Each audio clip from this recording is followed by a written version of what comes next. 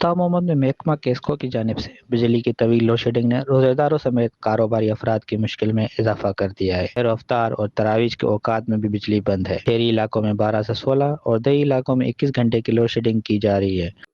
بجلی کی load shedding جو ہے طویل ہوتی جا رہی ہے، ہمارا کاروبار متاثر ہو رہا ہے، اور خاص کر کے رمضان کا سحر و افطاری کی ٹائم بھی جا رہی ہے۔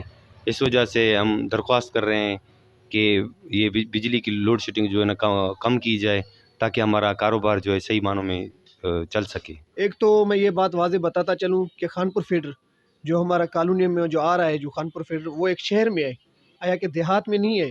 تو دیہات میں بھی انسان رہتے ہیں۔ یہ میں بتا دوں کہ دیہاتیوں کو کیوں بجلی کم دی جا رہی ہے۔ 24 گھنٹوں میں سے 3 گھنٹے بجلی، طویل اتنی لوڈ شیڈنگ، افسوس سے کہنا پڑتا ہے نہ شہری میں بجلی ہے نہ افطاری میں بجلی ہے، تو جائیں تو کہاں جائیں؟ اپنی داد فریاد کس کو سنائیں؟